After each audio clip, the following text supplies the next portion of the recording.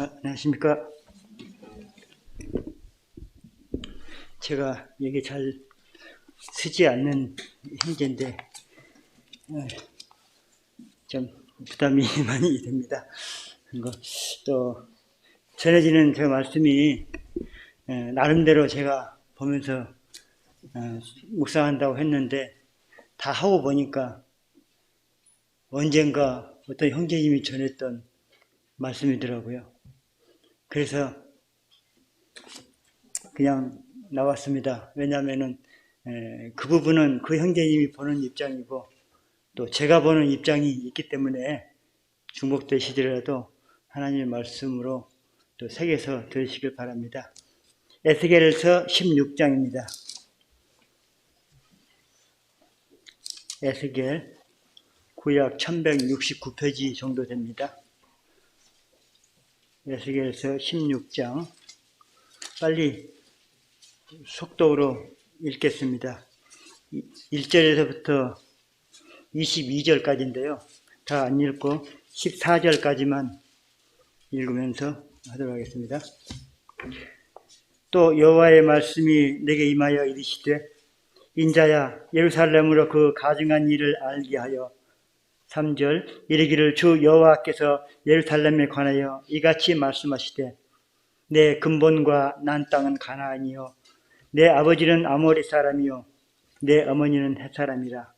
내가 난 것을 말하건대 네가 날 때 내 배꼽줄을 자르지 아니하였고 너를 물로 씻어 정결하게 하지 아니하였고 내게 서로 소금을 뿌리지 아니하였고 너를 강보로 싸지 아니하였나니 아무도 너를 돌보아 이 중에 한 가지라도 내게 행하여 너를 불쌍히 여긴 자가 없었으므로 네가 나던 날에 내 몸이 천하게 여겨져 네가 들에 버려졌느니라. 6절 내가 내 곁으로 지날 때 네가 피투성이가 되어 발치단한 것을 보고 내게 이르기를 너는 피투성이라도 살아 있으라. 다시 이르기를 너는 피투성이라도 살아 있으라 하고 내가 너를 들의 풀같이 많게 하였더니 네가 크게 자라고 심히 아름다우며 유방이 뚜렷하고 내 머리털이 자랐으나 네가 여전히 벌거벗은 알몸이라. 내가 네 곁으로 지나며 보니 네가 내 때가 사랑할 만한 때라.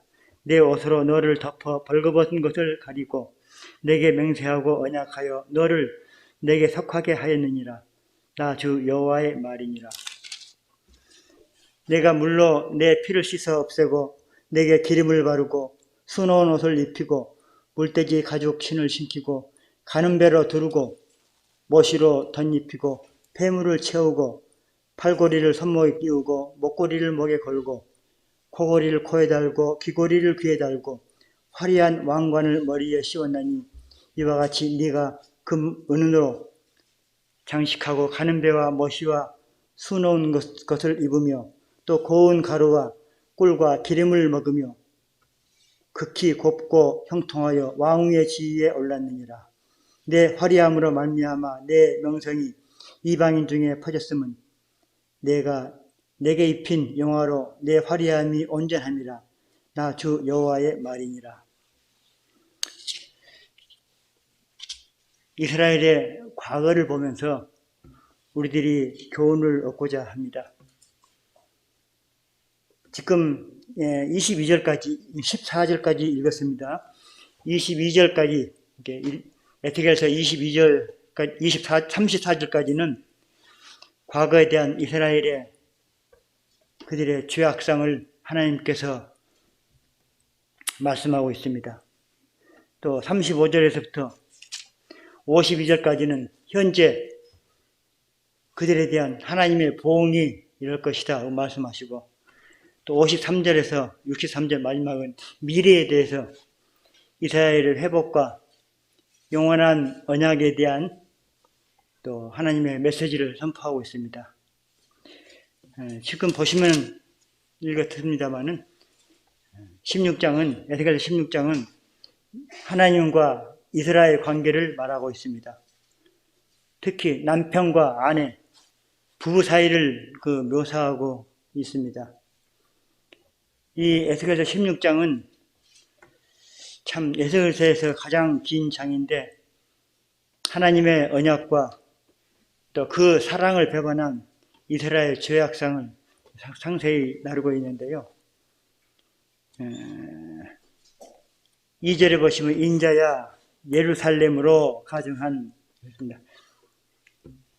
예루살렘의 성읍의 기원을 말해주고 또 갓난아이처럼 그 무력하고 희망 없는 상태에서 하나님께서 어떤 사랑을 베풀어 주셨는지를 말씀하고 있습니다.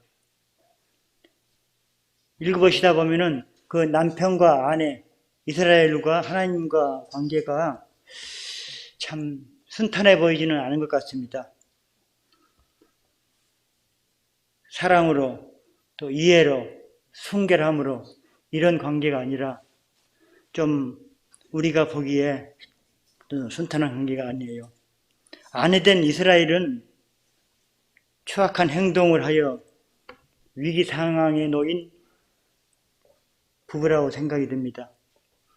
우상을 따라 영적인 간음과 육체적인 죄악을 범함으로 남편과는 거리를 둘 수밖에 없는, 소원해질 수밖에 없는 그런 상황을 보겠습니다.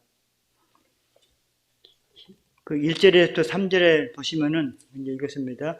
얼른 눈으로 빨리빨리 읽으시기 바랍니다. 1절 3절까지 보시면은 예루살렘에 가증한 일을 지금 말씀하고 있습니다. 여기서 이스라엘인데 왜 예루살렘으로 나왔을까요? 이 예루살렘은 하나님이 선택한 나라, 하나님이 이스라엘과 언약을 맺은 그 대표적인 이스라엘을 대표로 하는 말하자면은 이스라엘을 대표로 하는 그러한 곳입니다. 말하자면 대한민국 하면 서울 한 것처럼 이스라엘의 근본과 출생, 그 천한 신분을 3절은 말하고 있습니다. 근본과 난 땅은 가나안이요 내 아버지는 아모리 사람이요 내 어머니는 헷 사람이라. 난 땅이 가나안이고 아버지는 아모리 사람, 어머니는 헷 사람. 이 표현은 사실 그렇습니까? 그렇지 않습니다. 이스라엘의 그 실제적인 그 혈통이 아니라 그들이 여호와의 신분을 버리고 우상 속에 빠짐으로 이방인과 같이 되었다는 것입니다. 우리도 성경에 보시면은 저희를 마귀의 자식이라고 또 본질상 진노의 자녀라고 이렇게 한 것처럼 사실이 아니고 하나님께서 이스라엘이 이방인과 같이 되었음을 이렇게 지적하고 있습니다. 그 언약 백성이 이방 민족처럼 살아가고 음란 가운데 빠져 있음을 역설적으로 지금 말씀하고 있는 것입니다. 그의 출생을 한번 보시겠습니다. 4절입니다. 배꼽줄을 자르지 아니하고 물로 정결케 하지도 아니하였고 소금을 뿌리지도 아니하였고 강보로도 싸지도 아니하였습니다. 실제로 고대 근동지방에서 아이를 낳았을 때 원치 아니하는 아이, 특히 여자아이를 낳았을 때는 이렇게 했다는 다른 곳에서 쓰여진 것들을 보게 됩니다. 마치 이스라엘이 애굽 고센 땅에서 억압받던 그 시기를 비유하는 것과 흡사합니다. 이스라엘은 그곳에서 애굽에서 짐승처럼 학대받고 또 고된 노역, 동원이 됐고 그들의 유아들은 하수에 빠져버렸어야 했습니다. 자신들도 그 죽음의 위협에 보호해줄 자가 아무도 없었습니다. 마치 강가에 버려지는 사생아처럼 말입니다. 그리고 그들에게 소금도 뿌리지 아니하였다. 그래서 이스라엘에게 그 출생에 신생아를 낳았을 때 깨끗이 씻고 소금을 뿌린다는 것은 그 아이의 피부를 단단하고 건강하게 하는 그러한 모습입니다. 또 모든 병균으로부터 보호해 준다는 그러한 것들을 보게 됩니다. 근데 이스라엘이 이러한 성결 의식도 받아보지 못한 비유고 버림받았다는 별 볼 일 없는 존재로 전략됨을 보게 됩니다. 사실상 우리도 가치 없는 것은 내가 집에 보관합니까? 버려야죠. 소금이 제 맛을 잃으면 어떻게 합니까? 버려야죠. 발에 밟히고 길에 버려서 밟혀야지 않습니까? 이러한 존재 같은 이스라엘의 과거였습니다. 5절에도 보시면은 읽긴 않겠습니다. 잘 보시기 바랍니다. 5절에도 이 중에 한 가지라도 이스라엘을 향해서 긍휼히 여기고 관심 가진 자가 아무도 없었습니다. 몸이 천하게 되어 5절 끝부분에 보시면은 몸이 천하게 되어 여겨져 내가 들에 버려졌느니라 이렇게 됐습니다.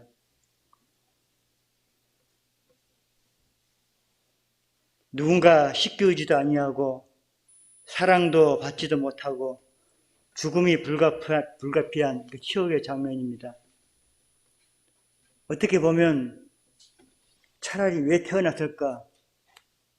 그런 인생을 시작부터 이렇게 험한 인생인데 하는 이런 마음도 듭니다. 여기서 그 갓난아이를 들판에 버린 자는 누구일까요? 조금 이따 알려드릴게요. 하나님의 마음은 이렇습니다. 이사야에서 49장 한번 보시겠습니다. 49장 15절에서 18절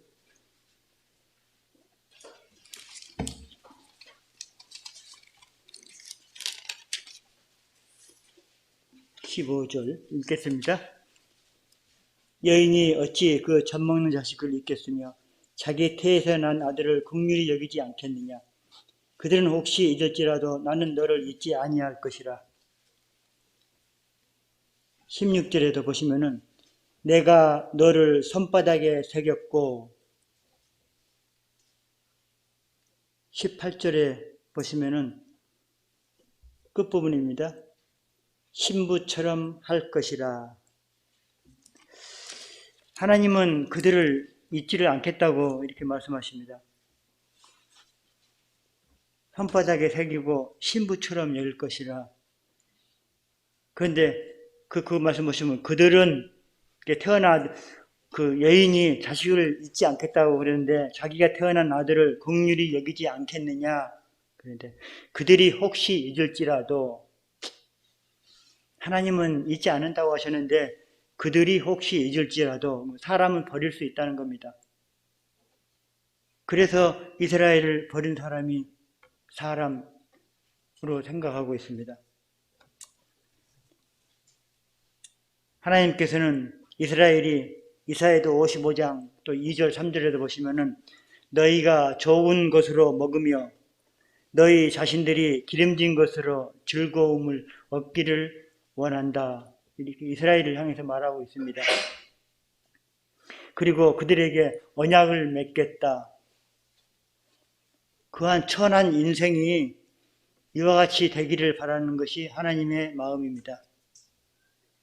사랑이 없다면은 그 아이는 어떻게 됐을까요? 지금 내가 이렇게 서 있는 거, 여러분이 지금 앞에 앉아 있는 거, 그냥 앉아 있는 것입니까? 다 하나님의 은혜가 있었음을 잊지 않아야 되겠습니다. 우리가 주님 만나기 전 세상의 무관심과 고독 속에서 우리가 무엇인가 찾고자 그렇게 웃고 떠들었지만은 집에 오면 허무한 그러한 인생이었습니다. 이스라엘과 동일하게 우리가 방치된 흡사한 우리가 이스라엘과 같은 것입니다. 그러나 성경 말씀이지만 실제 역사적으로 이스라엘을 한번 보십시오. 엄연한 나라로 지금 우뚝 서 있습니다. 세계의 중심의 나라가 되었습니다.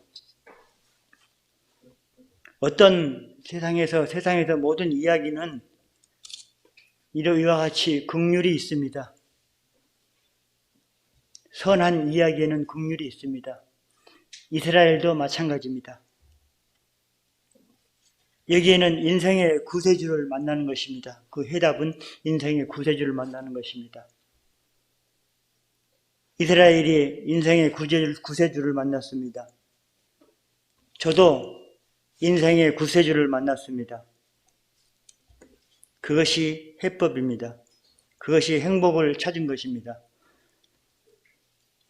다시 에스겔서 16장 6절에서 9절을 보시면은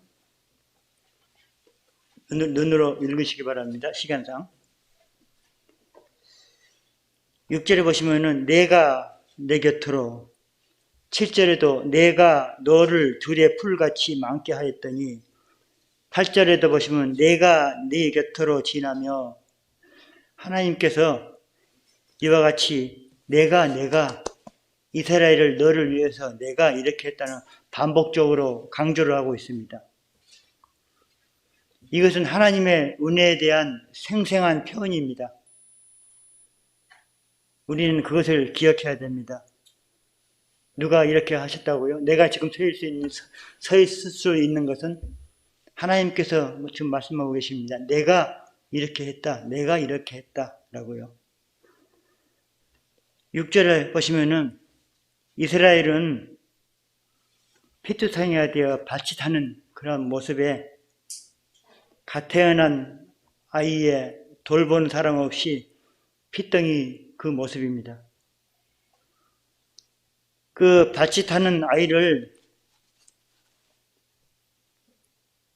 조건 없이 도와준 사람은 누구이겠습니까? 마치 애굽에서 고역으로부터 구원해 주신 그 이스라엘, 조건 없이 해줬습니다. 뭐 달라고 하지 않았습니다. 요구하지 않았습니다. 이스라엘을 이렇게 건져준 것은 우리가 신명기 7장 6절에서 8절까지 다 아시는 말씀인데 말씀드리면요. 메모를 하고 집에서 보시기 바랍니다. 이스라엘의 우월에서 아니고 전적인 하나님의 은혜였습니다. 그들의 민족이 잘나서가 아니고 하나님의 은혜였다고 이렇게 말씀하고 있습니다. 우리에게도 나에게도 하나님의 은혜가 많이 있습니다. 요한복음 3장 16절도 하나님께서 세상을 이처럼 사랑하사 독생자를 주셨으니 저에게 주셨습니다. 로마서 5장 8절에도 아직 내가 죄인 되었을 때 주님께서 죽으심으로 하나님께 대한 자기의 사랑을 확증하셨다고 하셨습니다.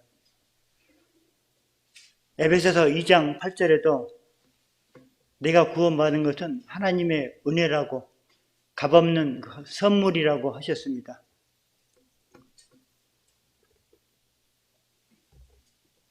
(7절에)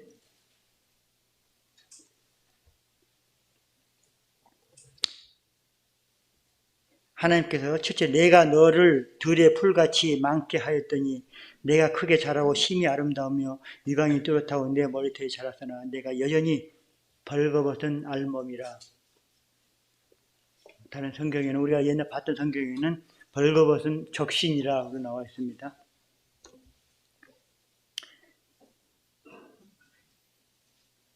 이같이 버림받은 절망 가운데 있던 이스라엘이 하나님의 사랑 가운데 이제 살아났은 모습을 보게 됩니다.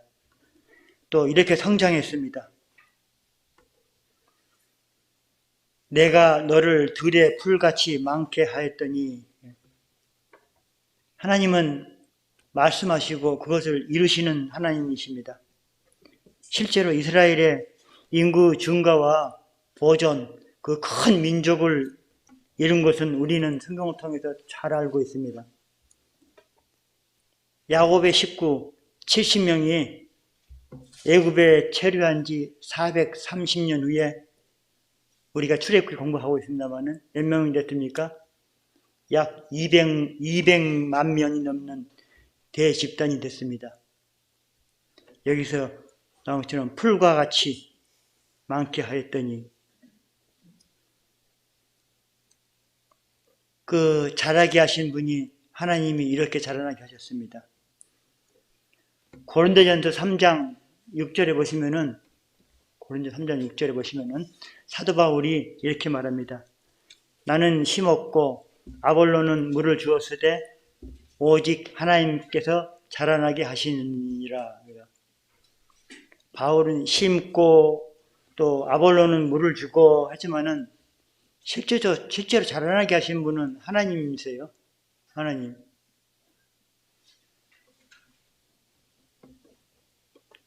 저는 계속 에스겔서 이어왔던 부분을 보면서 또 제가 계속 겪는 제 근래의 일들을 통해서 하나님의 은혜를 많이 생각했습니다.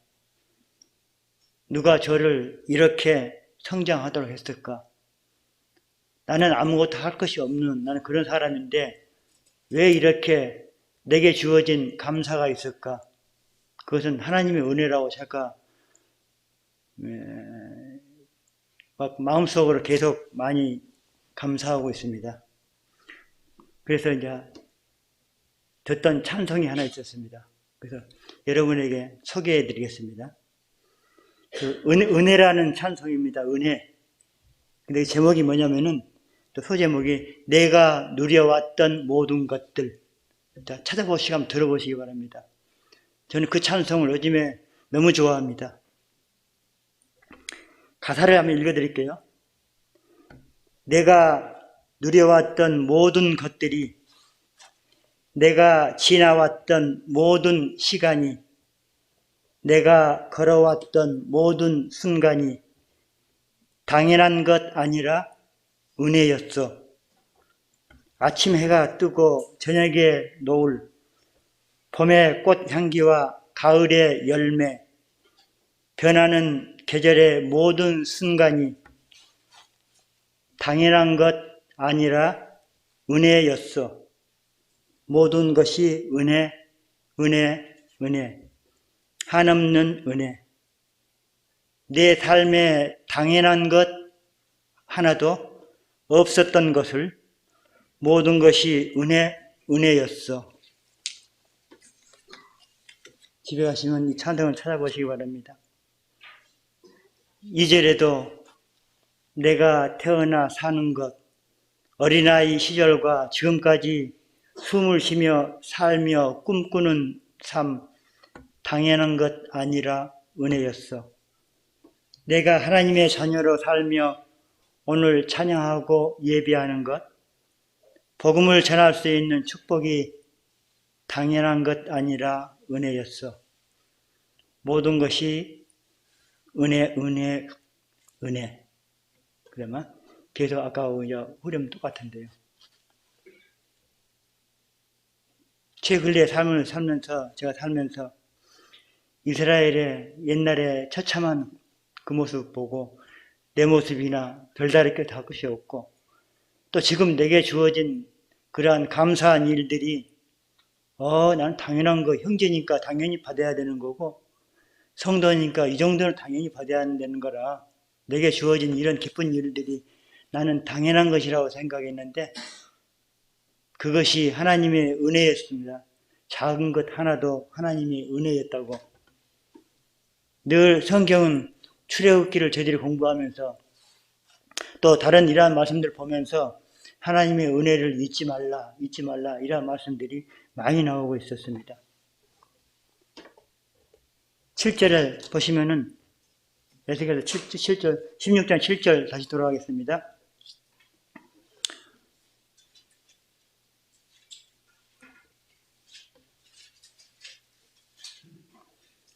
그 소녀는 자라서 심이 아름답고 또 아까 보면 풀같이 많게 하였고 아름다우며 유방이 뚜렷하고 머리털이 자랐으나 끝부분에 네가 여전히 벌거벗은 알몸이라. 이스라엘이 아직까지 철이 덜 든 걸까요? 철이 덜 들어서 이렇게 다 큰 사람이 알몸이었을까요? 결혼해도 될 만큼 지금 성숙했는데 아직까지도 자기의 가릴 옷을 입지 않았다는 거, 여전히 수치를 드러내고 부끄러움을 나타내고 있습니다. 어쩌면 이스라엘은 한 민족 국가로서 독립할 만큼 성장을 했는데 하나님의 구속의 사역의 중심에 감당할 민족이 아직 안 돼 있는지 그래서인지도 모르겠습니다. 또 저를 한번 또 생각해 봤습니다. 하나님의 교회에서 나는 이와 같이 성장했다고 생각을 합니다. 그런데 하나님께서는 이스라엘을 보고 알몸이라고, 알몸, 격신이라고 이렇게 말합니다. 근데 저도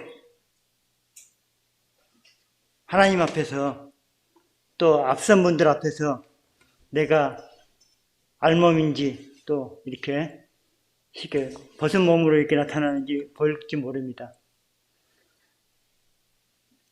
내가 판단해서는 아니고 앞선 분들, 하나님이 보시기에는 이렇다는 겁니다. 여러분도 마찬가지입니다.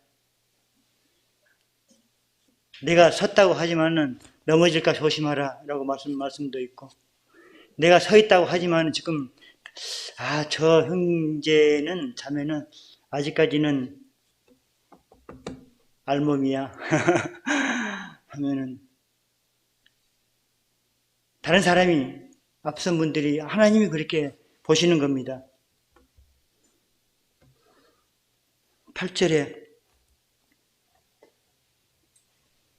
내가 네 곁으로 지나며 보니 네 때가 사랑할 만한 때라. 내 옷으로 너를 덮어 벌거벗은 것을 가리우고 내게 맹세하고 언약하여 너를 내게 속하게 하였느니라. 나 주 여호와의 말이니라. 신랑의 말입니다. 신랑이 그 이스라엘을 어떻게 했습니까? 곁에 두고 또 쳐다보고 또 그런 알몸을 가리우고 맹세하고 언약하고 내게 속하게 하였다. 이제 하나님 것, 자기 것을 저기 하였다 그겁니다. 참. 또 뒤에 보시면은 언약에 관한 그 언약 관계로 결혼까지 하게 됨을 보게 됩니다. 우리 다 아는 사실인데요.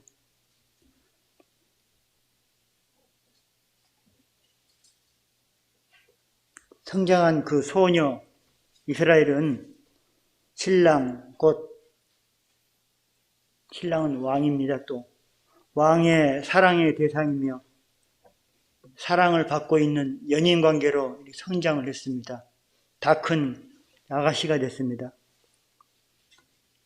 하나님께서 그의 아들 예수 그리스도를 교회 곧 신부로 준비해 주셨습니다. 그리스도께서 우리를 위하여 그의 사랑을 부어주심으로 우리를 흠과 티가 없는 아름다운 신부로 그리스도께로 나아갈 수 있게 해주셨습니다. 신약에서요. 결혼에 있어서 신랑과 신부의 기쁨은 굉장히 큽니다. 설레이고. 그런데 부모의 기쁨은 어떨까요? 마찬가지입니다. 하나님의 기쁨도 굉장히 기뻐하십니다. 그 신랑은 만왕의 왕, 만주의 주가 되십니다. 우리는 신부지 않습니까? 교회의 신부요. 왕이니까 왕후의 지위를 얻게 된 것이며 또 우리가 안주인이 되는 것입니다. 얼마 전만 해도 누가 아무도 돌볼 사람이 없고 핏덩어리였던 이스라엘이 저와 같은 개에 많지도 못한 저가 이와 같은 높은 지위에 오르게 된 것입니다. 이 기쁨을 어떻게 표현해야 될까요? 하나님의 그 사랑은 신분과 그 풍요는 신분의 직위를 높여준 그것과 풍요는 우리가 말로 다 표현할 수가 없습니다. 그래서 이 보면서 저는 굉장히 기분이 떴습니다. 여러분 어떻습니까? 그냥 들려지는 말씀을 실제 한번 적용해 보세요. 본인들이 왕후가 됐습니다. 안주인이 됐습니다. 그 하늘 위의 대주택에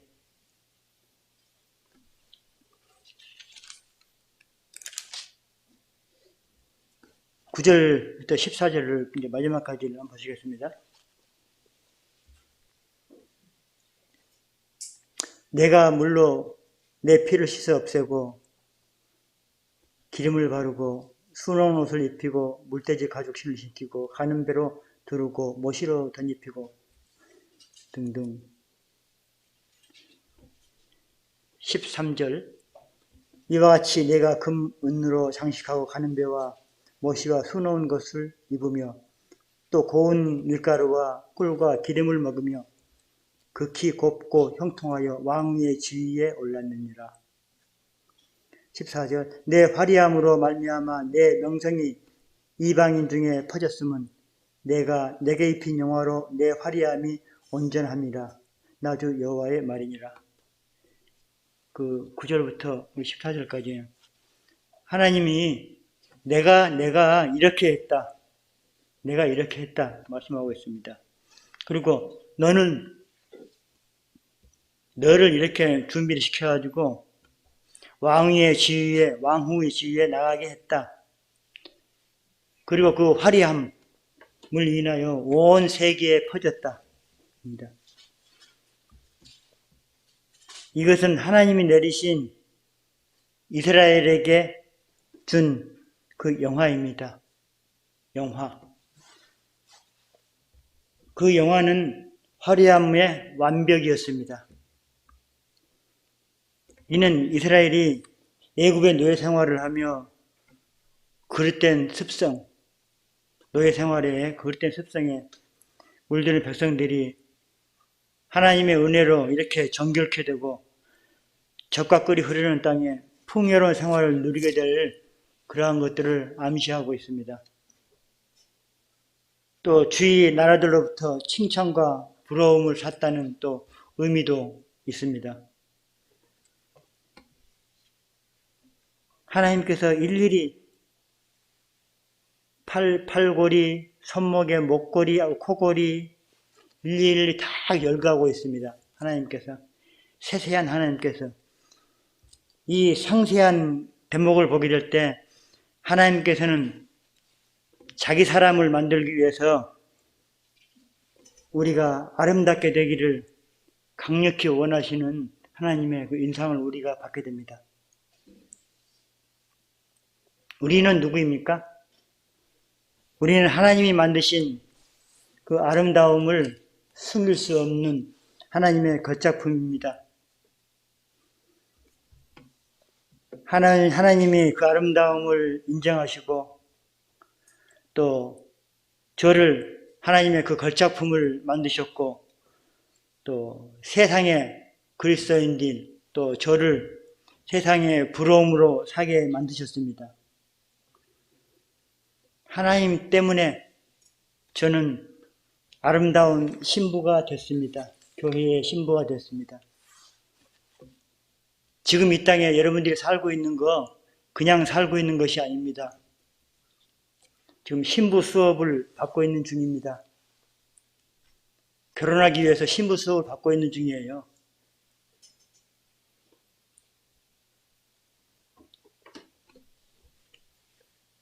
하나님은 우리의 아름다움의 근원이 되십니다.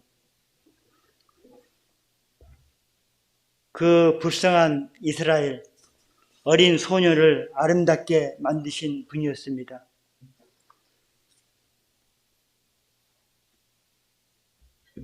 진정한 아름다움, 그 미의 근본과 본질을 우리에게 알게 해 주셨습니다.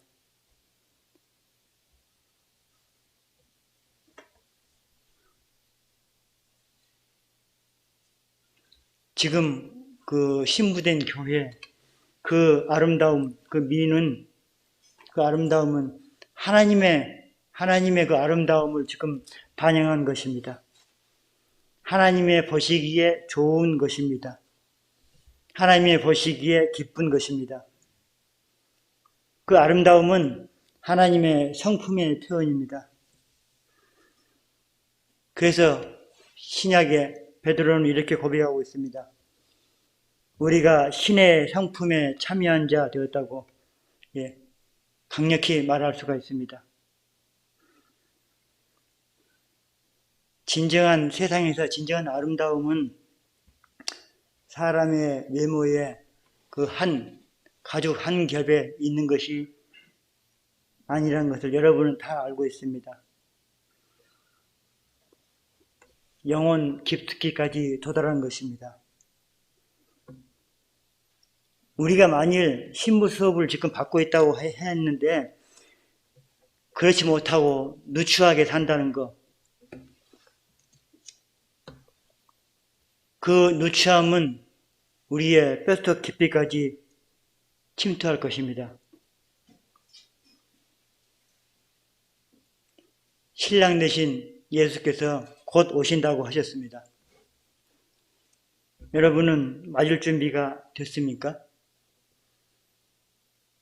핏덩어리인 여러분을 이렇게 만드셨고 지금 아름다운 신부로 만드셨고 거기에 하나님의 성품의 아름다움을 여러분에게 나타내게 해주셨고 그래서 이제는 결혼식만 남았습니다. 조금 있으면 곧 후면. 그런데 아니면 누추하게 아직까지 살고 있습니까? 이스라엘의 과거를 보면서 또 우리의 과거를 또 회상해 보면서 우리의 삶이 어떻게 되어야 되는 것일까 많이 생각을 했으며 모든 것들이 하나님의 은혜였다고 찬양을 부르고 싶습니다. 이상입니다.